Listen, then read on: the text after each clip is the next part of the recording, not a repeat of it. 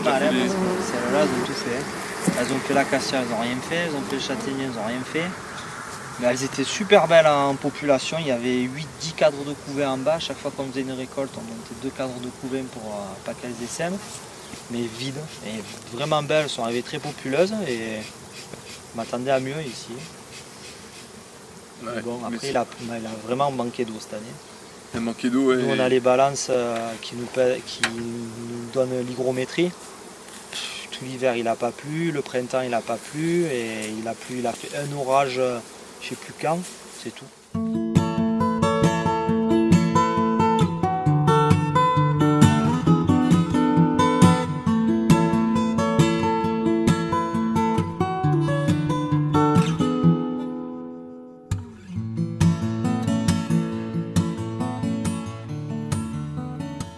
La miel lavande, c'est ce qui a fait la réputation de l'apiculture en Provence. Dans les années 1600, déjà, on parlait d'un miel très blanc et on peut imaginer que c'était déjà des miels de lavande sauvage, hein, non cultivée, mais c'était déjà des miels de lavande. Ce miel-là, il est emblématique, c'est un fleuron parce qu'au niveau organoleptique, il est extraordinaire aussi. Il est à la fois très, très aromatique, mais il a des touches d'acidité qui font son succès, qui font qu'il n'apparaît pas trop sucré aussi. Et puis, il a le mérite aussi, d'être assez unique au monde. Cet appel des apiculteurs qui nous disait mais on ne comprend pas ce qui se passe, etc. Et nous, à DAPI, les techniciens, on en avait vraiment assez d'intervenir chaque fois en pompier, c'est-à-dire que l'accident était arrivé, on nous appelait, on constatait et on n'avait pas beaucoup de biscuits pour dire d'où pouvait provenir le problème ou si c'était véritablement un problème externe à la mielée, quoi.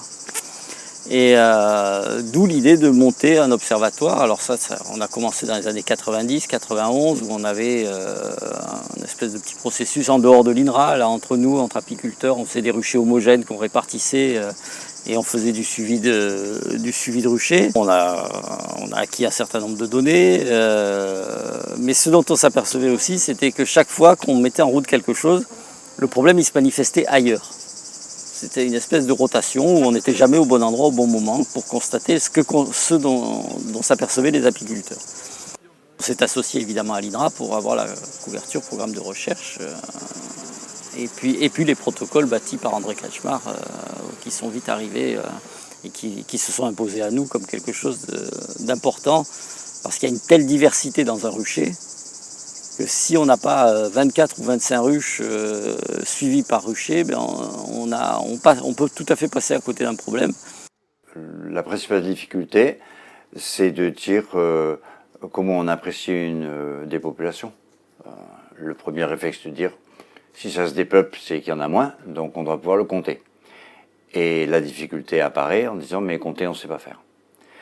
Donc puisque compter, on ne sait pas faire, on imagine qu'avec des photos, on va pouvoir apprécier une population.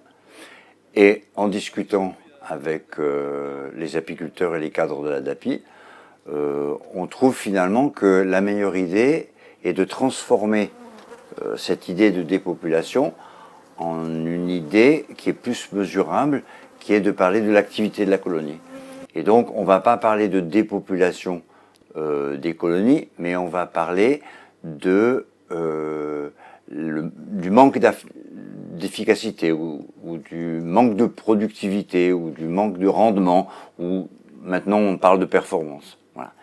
Et donc, pour apprécier la performance avec une variable mesurable, parce que c'est un peu l'obsession du statisticien, on va prendre le gain de poids. Donc on va peser les colonies souvent, on va dire tous les jours, tous les 2 jours. Et on va suivre l'évolution du gain de poids sous l'hypothèse que on demande à une colonie de faire du miel, pour un apiculteur qui est producteur de miel, et que si elle fait du miel, on considère qu'elle va bien.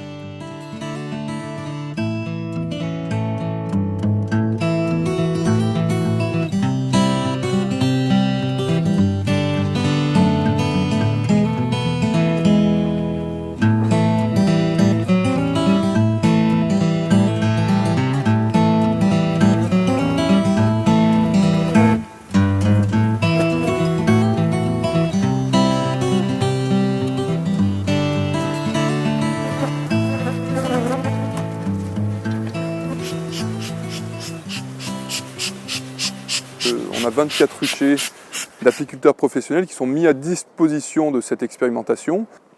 On va en premier faire un état des lieux du rucher, c'est-à-dire regarder si les ruches sont bien en état de produire.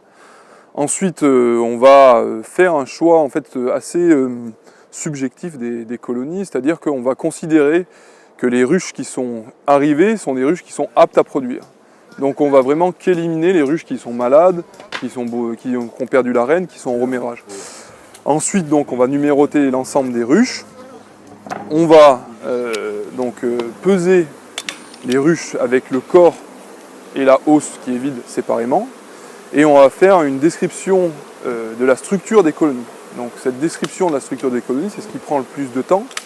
C'est vraiment une étude de toute la colonie, et c'est pour décrire le nombre d'abeilles, le nombre de cellules de couvain ouvertes, le nombre de cellules couvain fermées, le nombre de cellules de pollen et le nombre de cellules de miel. Donc cette méthode, donc, on l'a inventée avec André sur l'observatoire. Elle s'appelle la méthode Coleval pour Colony Evaluation, et elle permet en fait de pouvoir estimer le nombre d'abeilles, le nombre de couvains, de cellules de couvain, et le nombre de réserves qu'il y a dans une colonie à un instant T.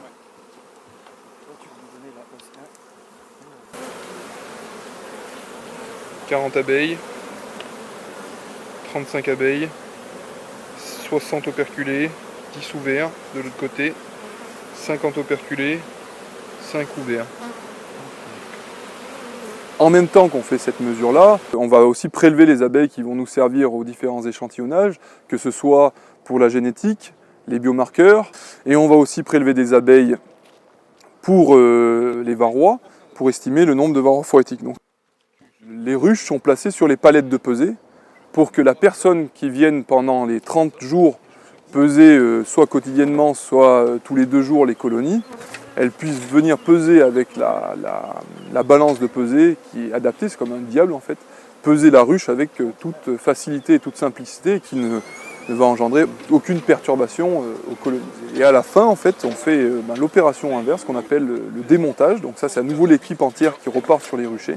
Et on refait cette description des colonies une dernière fois pour voir dans quel état les colonies sont à la fin de la nuit de lavande.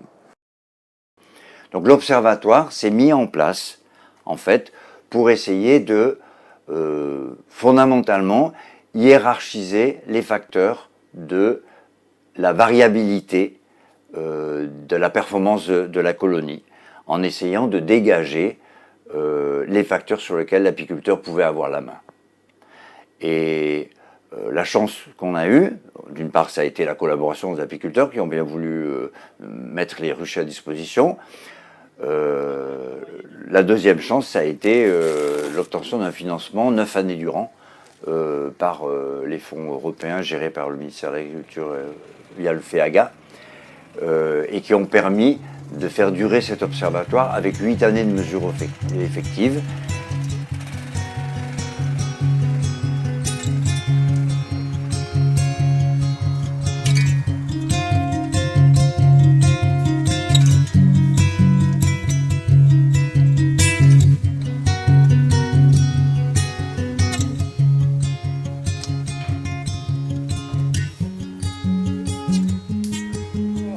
Ces 3 parties, la physiologie, la pathologie et la génétique. Donc, dans la partie de physiologie, on travaille dans ce laboratoire et on analyse des biomarqueurs qui permettent de montrer des changements physiologiques dus à des conditions environnementales qui sont typiques de la région où il y a la culture de la lavande. Ce qu'on cherche, c'est une sorte de profil physiologique qui montre que les abeilles elles sont soumises à un stress.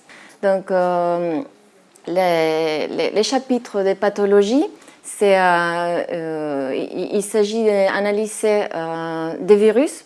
Il y a un groupe de virus qui sont communs dans les abeilles et regarder s'il y a des relations avec la performance des colonies dans le champ. Et le 3e chapitre, c'est la génétique. Et là, on fait un génotypage, notamment des abeilles ouvrières. et avec l'objectif de faire analyse de paternité. Parce que plus il y a des pères dans la colonie, il va mieux s'adapter à le changement de l'environnement. Voilà. Les données qu'on récolte, elles sont rentrées sur un grand tableau qui actuellement doit faire à peu près 3000 lignes et à peu près 80 colonnes, parce que c'est l'accumulation des données sur l'ensemble des 8 années de l'observatoire. Par exemple, on peut aller sur un rucher à Montségur dans la Drôme, donc on clique sur le lien et on a une image où chaque ruche est représentée. Ici, il y a, chaque colonie, il y a 29 colonies. Un récapitulatif qui permet de comparer toutes les ruches du rucher, qui est ici en gain de poids, c'est-à-dire qu'on part à 0, et on a le gain de poids de la colonie. Et l'intérêt principal de ces analyses, outre de donner les résultats dont on a parlé tout à l'heure, c'est de permettre aux apiculteurs de suivre la mielée en temps réel. Les 2 premiers résultats concrets sur les facteurs accessibles aux apiculteurs et sur lesquels les apiculteurs peuvent jouer sont le fait d'avoir montré que dans la structure de la population de la ruche, la quantité de couvains operculés au début de la mielée est un facteur très positif pour l'augmentation de la performance. Pour donner des chiffres moyens, on va dire que entre 10 et 15% de la performance dépend de ce facteur. Bien sûr, tous les apiculteurs savent que varroa est une pénalité, un parasite très nuisible pour la colonie. Et on a établi une sorte de seuil qui est que si les colonies arrivent avec plus de 2 varroa pour 100 abeilles sur la mielée de lavande, elles se mettent à risque de perdre entre 3 et 8 kilos de miel par colonie.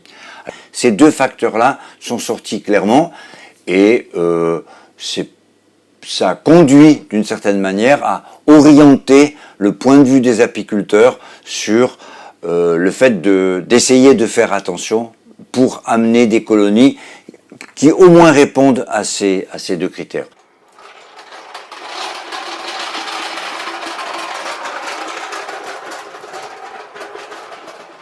Les intérêts indirects aussi de l'Observatoire Lavande, ça a été, à mon avis, c'est pas un intérêt moindre, quoi.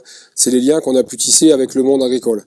Parce que le paradoxe de l'apiculture professionnelle, c'est que on a une bonne image médiatique, hein, on est perçu comme les sauveurs de l'abeille, on va sauver le monde, toute cette image, l'abeille des villes, etc. Bon, effectivement, ça nous sert, hein, puisque ça permet effectivement de défendre l'abeille en tant qu'insecte, mais ça nous dessert aussi vis-à-vis du monde agricole, parce que bien souvent, le monde agricole, il est perçu comme un pollueur, l'utilisateur d'insecticides, de pesticides, c'est les agriculteurs qui sont principalement responsables du dépérissement des abeilles, etc., quoi.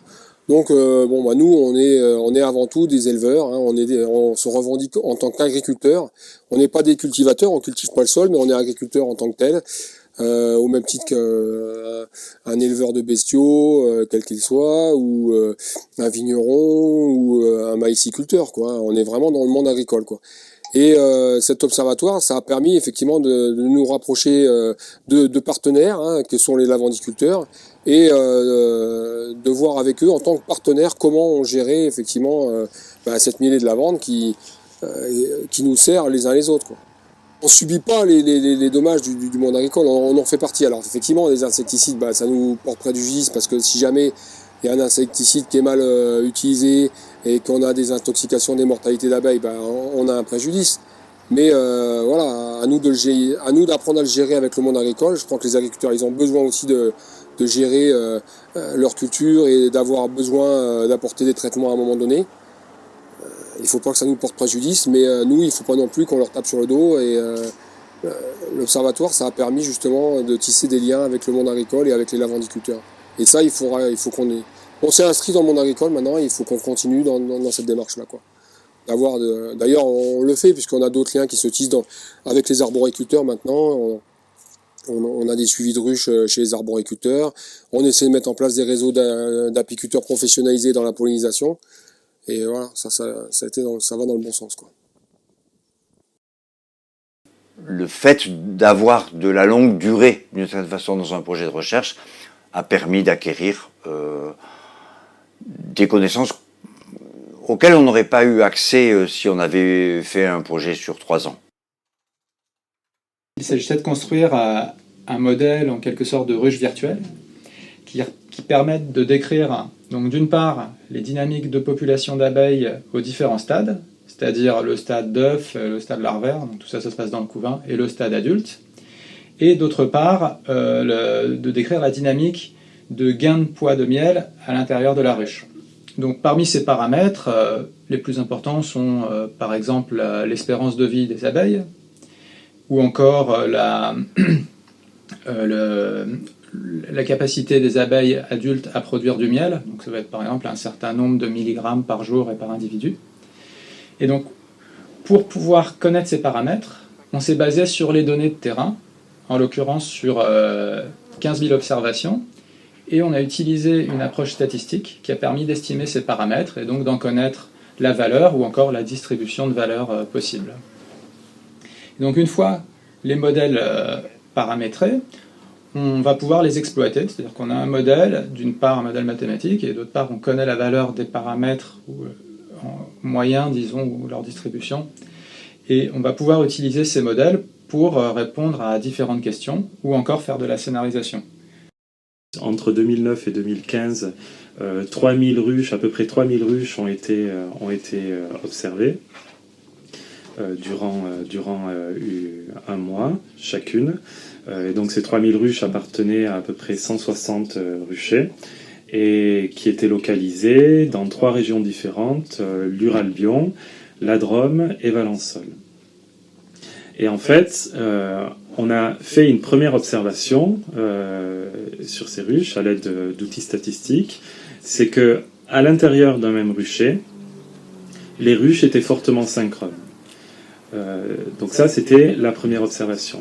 Ensuite, on a fait une deuxième observation, c'est que si l'on prenait des ruches de ruchers différents, la synchronie entre ces ruches-là diminuait, d'accord ? Et plus les ruches étaient distantes géographiquement, moins la synchronie était forte, d'accord ? Et en particulier, lorsque l'on change d'environnement, d'accord, lorsque l'on passe de la Drôme à l'Uralbion ou de l'Uralbion à Valençol, eh bien, on s'aperçoit que la synchronie est encore plus faible. Donc en fait, ce que ça veut dire, c'est que les ruches les plus synchrones dans un rucher sont celles qui ont un gain de poids, qui ont le gain de poids le plus fort. D'accord ? Donc il y a un avantage à être synchrone. Étant donné une ruche qui est dans un certain état à un certain instant, comment va se comporter la ruche dans les jours suivants ? En tout cas, on va pouvoir faire des hypothèses, un petit peu des prédictions, comme on ferait des prédictions météo. On va pouvoir dire, avec un certain niveau de probabilité, le gain de poids de la ruche, donc la production de miel, va être de temps dans les prochains jours. Donc ça, c'est une façon d'exploiter le modèle. La deuxième façon, c'est de faire plutôt ce que j'appellerais de la scénarisation. Donc on se place dans un certain scénario. Par exemple, on va dire, que se passerait-il si l'espérance de vie des abeilles baissait de 20% pour une raison extérieure, par exemple l'utilisation de pesticides ou une agression par un pathogène. Et donc dans ce cas-là, vu qu'on a notre modèle et que ce modèle dépend de paramètres qu'on a par ailleurs estimés, on prend nos estimations, on fait diminuer de 20% le paramètre qui correspond à l'espérance de vie et on regarde ce qui se passe. En l'occurrence, on va pouvoir dire quelle va être la perte de production, donc la perte de production de miel due à cette baisse de l'espérance de vie. Les abeilles communiquent notamment pour passer de l'information en ce qui concerne les zones où elles vont pouvoir trouver du pollen ou les zones où elles vont pouvoir trouver de l'eau, etc. Ce qui est moins connu, Et donc une hypothèse à tester, c'est la communication entre les ruches, d'accord, entre les abeilles de ruches différentes. Et donc en fait, si cette communication a lieu, elle pourrait expliquer le fait qu'à l'intérieur d'un rucher, les ruches sont relativement synchrones. Cependant, ce n'est pas la seule hypothèse. On peut imaginer aussi que en fait, les ruches ont tendance à suivre un signal environnemental qui varie dans le temps, et que comme ce signal environnemental est commun à l'ensemble des ruches d'un même rucher, eh bien, il y a cette tendance à être synchrone, d'accord ? Et les ruches qui sont moins synchrones sont celles qui n'arrivent pas à suivre le signal environnemental et donc qui n'arrivent pas à optimiser l'environnement. D'accord ? Et donc voilà, alors là ce sont deux hypothèses qu'on peut faire à partir de cette étude sur la synchronie. On peut imaginer d'autres hypothèses et les pistes futures de la recherche en ce qui concerne la synchronie, c'est justement essayer d'étudier laquelle de ces hypothèses est la plus crédible.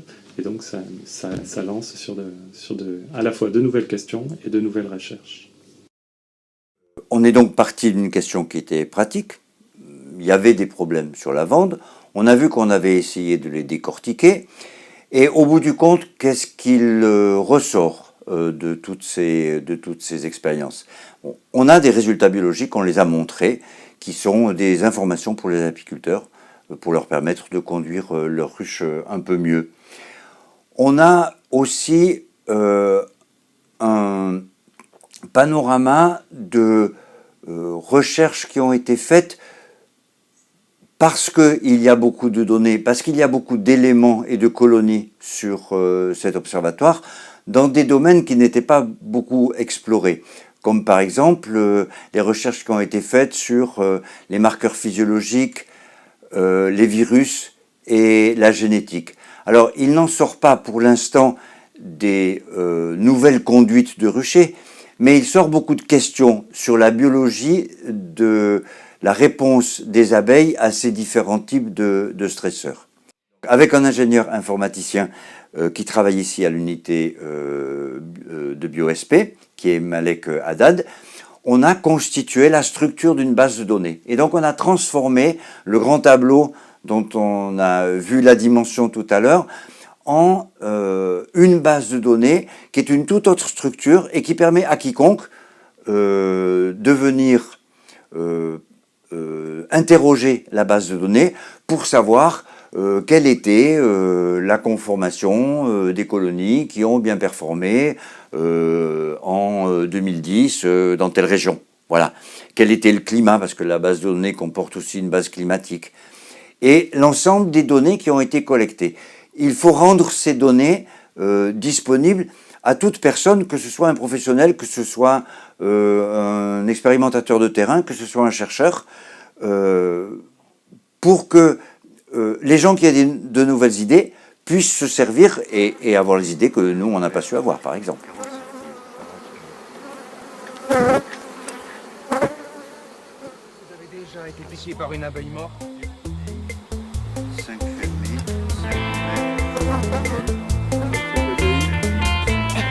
70 ouverts, 10 de miel, 5 operculés, 40 ouverts, 10 de miel.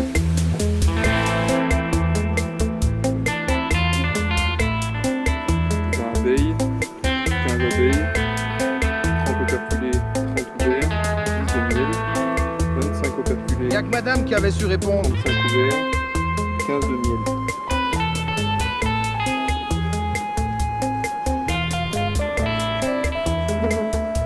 35 abeilles, 15 abeilles, 65 ouverts, 5 de pollen, 5 de miel, 15 operculés,